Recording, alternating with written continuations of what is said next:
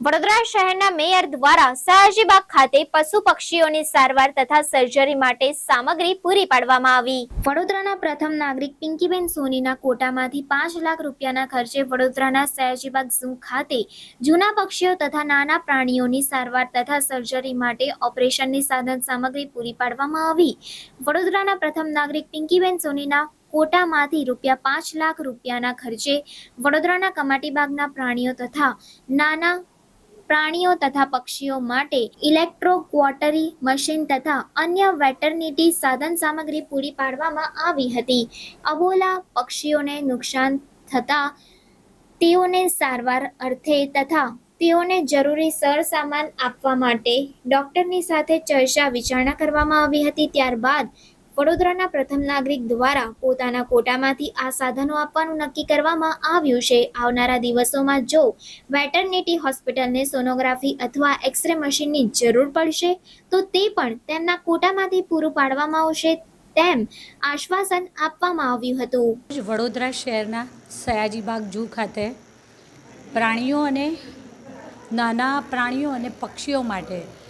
વિવિધ ઓપરેશન માટે જે ઉપયોગી હોય છે તેવા સાધનો એટલે કે ગેસ એનેસ્થેસિયા મશીન અને એડવાન્સ ક્રોટરી મશીન અને વિવિધ 18 જેટલા એના સંલગ્ન ઇક્વિપમેન્ટ્સનું આજરોજ મારા મેયરની ગ્રાન્ટના એમાંથી લોકાર્પણ કરવામાં આવ્યું છે।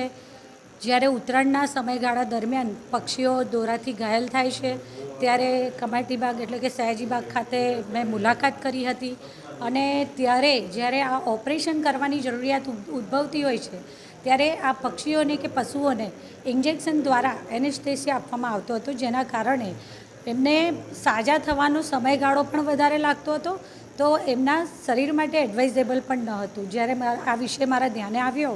એટલે મેં વેટરનિટી ડૉક્ટર્સને અને એમની ટીમ સાથે મારી મુલાકાત કરવા જણાવ્યું અને જે પણ જરૂરિયાતના સાધનો છે 18 જેટલા વિવિધ સાધનો કે જે લગભગ નાના પક્ષીથી માંડી અને 100 કિલો વજનના પશુ સુધીની સારવાર એટલે કે ટાઈગરની સારવાર, વાઘની સારવાર સુધીના બધા જ પશુ પક્ષીઓનો આપણે સમાવેશ કરી શકીએ તેવા વિવિધ સાધનોનું આજે લોકાર્પણ કર્યું। લગભગ 5 લાખના ખર્ચે આ બધી સાધન સામગ્રી ખરીદવામાં આવી છે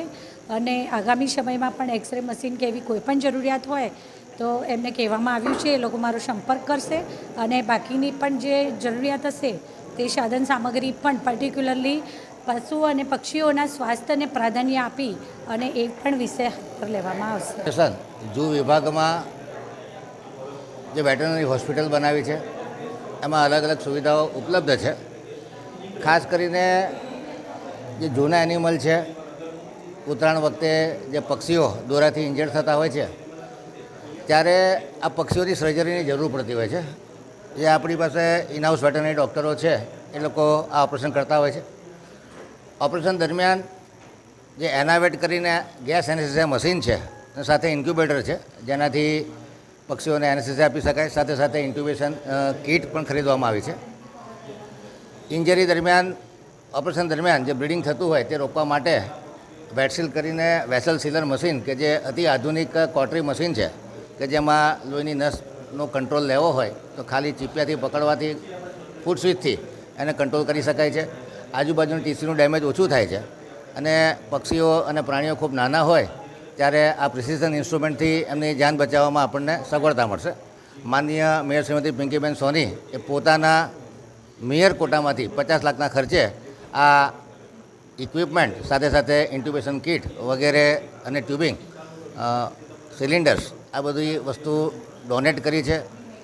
જે ખરેખર મૂંગા પશુ પક્ષીઓનું જીવન બચાવવા માટે ખરેખર ઉપયોગી સાબિત થશે। આ પ્રસંગે હું માનનીય શ્રીમતી પિંકીબેન સોની મેયરશ્રીનો ખૂબ ખૂબ આભાર વ્યક્ત કરું છું કે વડોદરાના ઝૂમાં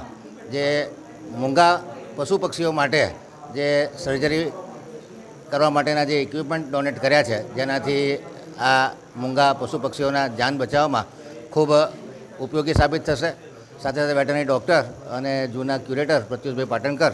એ લોકોની ડિમાન્ડ મુજબ ભવિષ્યમાં પણ કોઈ આવી જરૂર હોય પશુ પક્ષીઓ માટે સર્જરીની તો મેયરશ્રીએ પોતાની ઈચ્છા વ્યક્ત કરી છે કે અમે ભવિષ્યમાં પણ આ વસ્તુ ડોનેટ કરીશું। કોઈ CSR એક્ટિવિટીમાં પણ કોઈ વસ્તુની જરૂર હોય, એક્સરે મશીન હોય કે આ છે તે છે, તમામ વસ્તુઓ કોર્પોરેશનના વિભાગમાં ચાલુ થાય એ આપણા માટે ખૂબ આનંદ અને ગર્વ